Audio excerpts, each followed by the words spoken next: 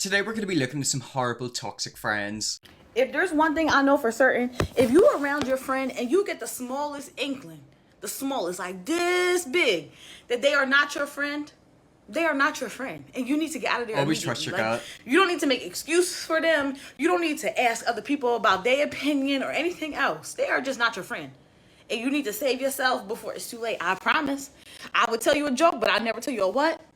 Exactly. I feel like a lot of times whenever you're in a situation where you got a friend that you're not too sure of, or even a partner, you know deep down that they're not a good person. But then what I do is overthink about it too much and gaslight myself into thinking I'm the issue. Especially the ones who mask how they really feel about you with humour. See, if someone ever makes a very backhanded joke about you or another person, ask them this question: can you explain the joke? That will completely disarm them, because the shade they're referring towards you in a comedy way they'll have to explain. Or in most cases they won't explain it because they know they're I didn't save myself and got her job with me, and she's currently trying to have me removed from my job. The best way you can view yourself is as a computer. If you go onto the internet from a computer, you need some sort of protection, whether that's Norton or some sort of hardware protection. And that protection is trust in your gut. Now let's say you don't have any protection in your computer and you go to download something, you get a virus. Now your friend is that virus and they can completely destroy your computer. And in this case, you literally got your friend a job and now they're trying to get you sacked. Imagine someone gets you a job and then you try to get them sacked. I mean, come on. If you around your friend and you get the smallest inkling, I'm gonna tell you one better. So go watch her video, then go and watch Blake's video,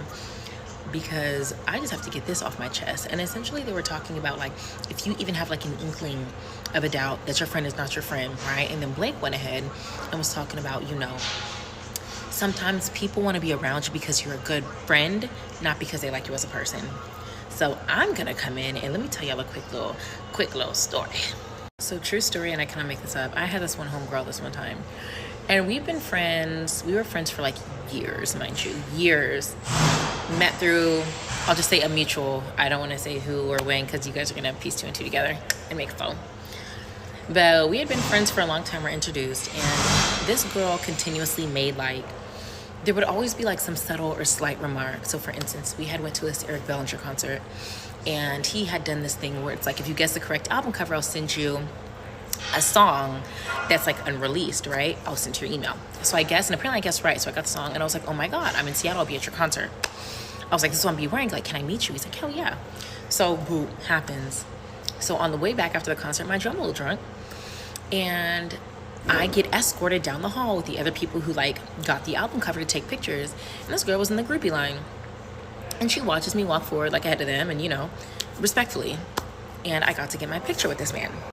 So afterwards, the next day, she's like, you were just so f***ed up and embarrassing. You were acting like a groupie. Oh, so somebody seems to be a little bit jealous that you got the VIP treatment. That's the real reason she's angry. Mind you, the whole time I was just excited. I vividly remember this night. I was not acting crazy. I was not screaming. I just, you know, picture as a normal human would do, right? But she's telling the story as if I was screaming down the hallway, like running, doing all these things that I clearly was not doing, right? One thing I cannot stand is whenever someone's telling a story about you and they dramatize it so much. It's happened to me quite a few times, and they make it out so much worse than what it actually was. Girl takes me to basically this two guys who are still really good friends of mine, and brings me over to their house, introduces me, and you know me, like I'm chitty chatty, like I'm chatting it up, we're having a good time. The next day, you were so annoying. They were just tired of you, couldn't wait for you to leave, blah, blah, blah. Mind you, this is how she is all the time. Me and my best friends, we all go out to some clubs. She's always there. We're dancing. We're having a good time. Popping it for Jesus, you know what I mean? And she just standing there looking. You guys were so embarrassing. You guys were, and always some hating ass, negative ass, Nancy ass to say. So in my mind, I'm like, I'm sick of it. Fast forward. Long story short, I ended up having to cut her off because she did some weird shit on my birthday when we were out of the country. Oh, always on the birthdays. Home. So anyways, the overseas, that's a conversation for a whole different day because it's just too long. But I was talking to one of my homeboys about it, and he was like, you know, Teeny, he's like, I feel like she's trying to live a life she didn't deserve through the life that you have earned. Do you follow what I'm saying? So the best way I can describe the lesson that I've learned is that sometimes people don't like you, but they want your personality. They want you. Basically, they're envious that they're not you. Your looks. They want the life that you have. They want the social interactions that the money you have. And they're not necessarily keeping you around because they like you. They're just afraid to be left in the dust. They're afraid to be that friend who used to be your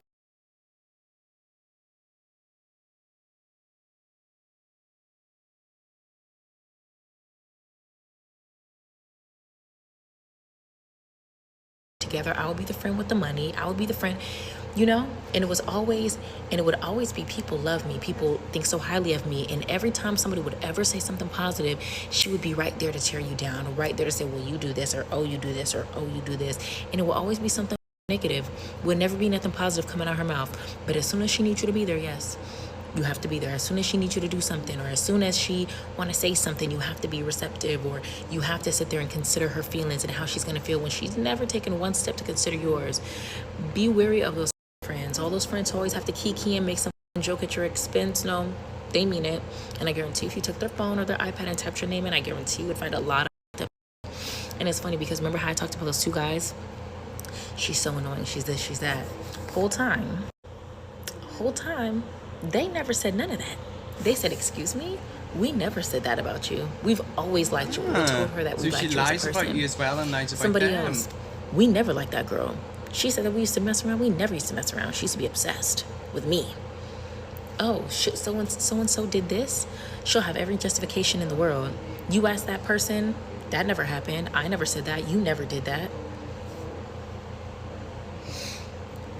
Y'all choose your friends wisely. People who live their life like that will just live a big long life of misery. You know, they never ever will be happy. And I find it so interesting how they think their role as your friend is to humble you. They're like the humbling friend. They'll humble you whenever they feel like they need to humble you. It just is envy. That's exactly what it boils down to. Them being jealous and envy of you. Experiences, sad how they can hang around someone they don't like. I could never. The gag is they don't even like themselves. That's the whole point. They would much rather be with a friend they truly don't like than being their own. Because the only thing they hate more than their friends is themselves. Trophy friend never thought about that, but damn, that's a good way to describe them. But I also feel like an associate. They associate with you and they're friendly with you, but they're not your friend. Because if they were your friend, they wouldn't treat you that way. And then yet again, I find it so interesting how not only they've been lying about you, but these other people. And as a friend, if they're treating you like that, imagine how they treat their partners. Even when people tell me I like you, let's be friends, I run away faster. I don't have friends and it's peaceful. A couple of rough days are real but beneficial. See, I understand why you might be that way, but I genuinely don't believe it is healthy to have no friends. I do believe you should have friends out there. However, you need to try and find the right friend. I believe in giving people the benefit of the doubt. However, you also have to trust your gut. You should give everyone an equal amount of chances. However, the minute they start stepping over that line, that's when you have to cut them off. The best way to get revenge on someone who's giving you attitude or being rude for no reason, like you come into a situation, whether it's at the gym or a group of friends or people you just meet, I don't know, any situation, guy or girl, whoever you are, if you walk into a situation and you are friendly, okay, this depends if you're friendly, like me, so any situation I walk into, I walk in very friendly. Now, if a girl turns around, or even a guy, and gives me attitude or talks down to me or makes sly digs, which I have gotten my whole life. I was in gym classes last year with girls making sly comments, and they don't realize that I'm actually not that nice. I have a very dark side to me. So I'm nice when you're nice. But if you're not nice, I'm not. Now, the best way to get these people to suck up your ass and to be very sorry that they did that is you have to change your complete aura, your complete vibe. So when someone does that, when I walk in a situation, like I said, in the gym last year, I had girls giving me rude comments, this, that, even at another gym. And what I do, as soon as I'm nice and I realize, okay, that's what they're going to give me, sweet. It's because, one, they're jealous and intimidated. So people will be really nasty and rude when they can't handle their insecurities about you. Also, something else that I've noticed is that whenever people are in groups, they always act different. See any guy, I'm fine to get along with them one-on-one. Whenever they're with groups of other guys, that's when we start to have issues. In groups, there's usually hierarchy. You know, there's someone at the top of the group and someone at the bottom. And when they're around people who they feel like are higher or less than them, that's when they start to change. So what you do is you have to change that aura and you have to be cold as keep your head up. Do not look down ever. Keep your head up. Keep that confidence. Talk to everyone else like normal, but don't ignore them. Look them in the eyes. Do not speak to them. Pretend they do not exist, like they are an ant on this earth that you could step on.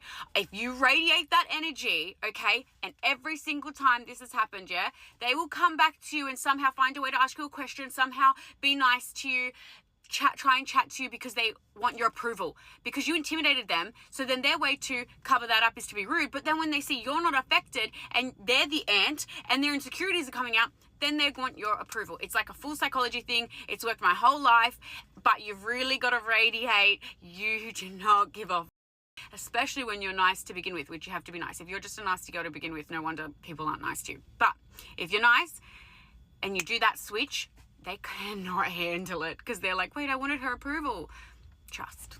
Trust. Something as well that I like to do is be fake nice. And by fake nice, I mean be really, really condescending to them in a nice way. Obviously, you treat them how you'd want to be treated, but you're fake about it. You kind of make yourself sound like you don't actually like them, but you're pretending to like them. You can't make it obvious to other people, however, you have to make it obvious to them. What if you work with them? Honestly, just treat them exactly the same. You know, you don't actually have to speak to people in work. The only time you would have to communicate with them is if it's got to do with the work. So if you don't need to speak to them about something, don't speak to them. You know, just smile at them and nod. How often does this happen to you? Every time I start an activity with multiple people in a class or even just at cafes, it happens a lot. The nicer you are, sometimes people think the ruder they can be and get away with it, but it's nice to give them a good little surprise when they do that. Notice how she said every time I start an activity with multiple people in a class. This is what I'm talking about. When people are around other humans, they act different. It's like they don't know how to act. And usually it is the ones with the most insecurity who will act that way she was describing. But yet again with me, I just smiled at them and be fake nice. Be fake nice to them, but only a fake nice that they would understand. I feel like my husband's female friend is inappropriate. Am I overreacting? My husband, 35 male, has a female friend who's 25 that he met at the gym. He goes to a cross gym, so they're more of a we are a family gym and have a group chat, all hang out outside the gym, etc. Rather than just being like Planet Fitness. One of the girls from his gym texts him constantly at all hours of the day. He will complain to me that she has been annoying but always replies to her because he thinks she doesn't have many friends and he feels bad. I also do want to remind you all that this guy is 35 and this girl is 25, so there is a 10-year age gap between them. Now she's starting to talk to him about things that I feel just aren't appropriate for a girl to be talking to a married man with 2 children about. For example, she keeps talking to him about having baby fever and wanting a baby for a boyfriend and asking his opinion if she should do it, about her and her boyfriend's intercore life, sending him pictures of her outfits and asking if he thinks the outfits look okay, etc. Yeah, so at this point he knows exactly what's going on. I'm sorry, but if you're in a relationship and someone's talking to you in that way, you know exactly what they're insinuating and hinting at. I trust him and he shows me all of these texts and even tells me that he thinks it's odd that she texts him like that, but again thinks she doesn't have any girlfriends and doesn't want her to feel like she has no friends. That doesn't surprise me, she's got no female friends. Imagine what she'd do if they're boyfriends. At this point I feel like the constant texting all day every day and the topics are no longer appropriate. I may trust him, but I'm getting iffy vibes on what her intentions are here. Am I overreacting? Oh, you're not overreacting. If anything, I'm actually annoyed at your husband because quite frankly he knows exactly what she's hinting at. It is completely fine for him to have a conversation with her, to see each other at the gym, etc. However, they should keep it normal. All of these bits about her talking about baby fever, wanting a baby with her boyfriend, her intercourse life, sending him pictures, that is a step too far. He knows it and she knows it. If anything, it's actually starting to cross the line of possible cheating. Maybe not with him, but certainly with her. Keep in mind she's got a boyfriend. How does the boyfriend feel? Not overreacting. It's very odd. His excuse to not cut contact or tell her she's being inappropriate is weak, honestly. Which is why I feel like he kinda likes it. Even though he's technically not cheating on her, I feel like he's definitely putting fuel in the fire. Would you let another man speak to you like that? I hope you wouldn't. Not overreacting. You've told your husband you don't like him texting her and he continues to do it. That's disrespecting you. While it doesn't mean he's physically cheating, it's a relationship you aren't comfortable with. If she asks him a question about intercourse, he needs to say a clear "I'm not comfortable thinking about that with you." That should stop her. And if it doesn't, he needs to stop texting her. Make it clear to him that this is not okay. You may want a neutral party with you when you do, so he can't gaslight you into believing it's not weird or to try to change your feelings instead of listening to what you have to say. But he does think it's weird, you know, he always complains about it. That's why I think it's a little bit suspicious. Why is he complaining about her texting him while he's responding and continuing on the conversation? He is adding fuel to the fire. You ever heard that saying where going on a group trip with your friends will show you who your real friends are, like how solid your connection really is? Yeah, well, I just had one of those experiences a couple weeks ago with these 2 girls that I thought were my friends. Turns out they were not. Forget the whole group trip thing. See how your friend treats you whenever she's with her other friend. Now that'll really open your eyes. And before the comments ask, why did you get kicked off? Like, what did you do? I'm gonna tell you guys literally like from start to finish. Good. First off, the night Spill before the leaving, tea. I had a really, really bad panic attack. And mind you, I don't have panic attacks. Like, I'm an anxious person sometimes, but like this was like a different level. My chest was so heavy, I literally couldn't breathe. I had like a whole mental breakdown before leaving. And I was playing it off that, oh, I'm just nervous because we're going to be driving really far away. And I was just scared. I was just nervous, whatever. I actually had a panic attack a few weeks ago and it's the first one I've ever had. I genuinely thought I was dying. I kid you not, I don't know how to describe a panic attack, but it genuinely just feels like you're dying. I think it's the fact that you don't really know what's happening as well. Like you just feel a state. Your heart is racing, you feel lightheaded, you're really warm. If I could describe how a panic attack feels, it just feels like death. Like it feels like you are dying. No, that was my intuition telling me, Kayla, do not go on this trip. So whatever, the day that we leave, we drive at least like 8 to like 10 hours or so. It took us a while to get to where we needed to be. And we ended up staying at this one house for one night, and then the next day we were gonna leave and then drive another 3 hours to this music festival. So within this period of time, like I'm noticing like weird looks from one of the girls, like I'm playing certain musics and like I would see that she would be like rolling her eyes or like getting irritated at me. And I kept having these like really negative thoughts and like this overwhelming feeling of like, I feel like I should not be here right now. So the day before we were going to leave, these girls walk into the room and they're like, hey Kayla, do you want to go for a walk? And they wanted to go to like this wooded trail or whatever. Mind you, it wasn't out of the ordinary because we had already talked about like going on a hike and like watching a sunrise and stuff like that. So that wasn't weird to me. So whatever, we get to this trail and I'm noticing like really weird vibes. Like it's like something hasn't been said and it's just like there's like a lot of tension. And then I see this flower and something told me to like start filming this flower and to not stop filming. And as soon as I start filming this flower, I overhear one of them go, she's filming, to the other one. And mind you, like they're like a little ways away. So they like weren't that close to me. And it's just, I overheard it. And I feel like I overheard it for a reason. I kid you not, I've not watched this video. This is my first time watching this. It genuinely sounds like they were going to try and murder you. All jokes aside, I'm not even trying to be funny. Like, this just seems suspicious. There's weird vibes. They're taking you out to a trail and then you pull your phone out and they're saying that she's recording. This has got sketchy written all over it. So I peeped that and like something tell me like keep filming. So I kept filming and like I get them in this video and like this one girl's like, she has this like really creepy smile on her face and it's kind of like this underlying tone of like, oh, she doesn't even know what we're about to do to her. Like, it's very fucking eerie. So we get to this like middle of this forest preserve, like walking, whatever. And then this one girl goes on with saying, well, Kayla, I kind of want to talk about something and this is mainly for you. But, and then she goes on this whole like tangent. At some point I was really confused at what she was trying to get at. And like, I had to tell her like, okay, can you just like get to the point? Cause like, I don't know what you're talking about. And then we stop and she goes, I want you to leave. I want you to get a plane ride home and I want you gone. And I'm like, what are you talking about? Like, you want me gone? Mind you, like, I've known these girls since middle school. Like, this isn't like, these aren't like random people that I've only known for like so and so long. So I'm like looking around, like looking for like the cameras, like I'm getting pranked, right? Like, what do you mean you want me to leave? And mind you, there's another girl here, but she's not really talking that much. Like, she's just standing there like this, like staring at me like. Remember how I mentioned earlier in this video, whenever it comes to groups of people, there's a hierarchy. There's usually someone up at the top who's making all the decisions and everyone below them is a little follower and will do whatever they say. Something tells me the girl who's speaking to you is the leader and she's brought a little minion along with her. And it's reassuring to now know that they're not there to murder you. While the other girl's talking and I'm looking at both of them, like I'm like I'm confused. So whatever, I'm trying to like de-escalate the situation. I'm like trying to like really get down to why they want me gone so badly, because they were saying these things of like, oh, like we feel like you're gonna ruin the trip, we feel like you're gonna do this, we feel like you're gonna do that, blase. Like, what are you talking about? Like you know who I am. Like, I'm so confused right now. Like, there's like a big chunk that's missing here. Like, at some point I asked her for her keys and I'm like, hey, like, can I just like go back to your car? Like, I don't know what the problem is. And like the look on her face, don't tell me they're gonna ditch you there. It's like she got pissed off. And at that point, like, I start getting like really panicky. I'm like, whoa, like, what are you guys doing? Like, I don't understand. And mind you, like, we're in the middle of the woods and like these two girls are just ganging up on me at this point. At some point, I was forced to leave their house and I had to get a plane ride home and I had to get a hotel to stay that night because I couldn't get a plane that day. So whatever, we're back at the house. I'm grabbing all of my stuff. Like, they're not really talking to me. Like, they're acting like, oh, it's whatever. And I'm like on the phone and then my Uber's here and I'm not talking to them either. And I just grab my stuff and then one of them goes, where are you going? And I go, my Uber's here. I'm going to my hotel. Like, where else would I be going? And then she looks at me and she goes, oh, well, I would have brought you. Like, it was just like so spiteful. So then I like leave to go to this Uber and then she tries to give me a hug.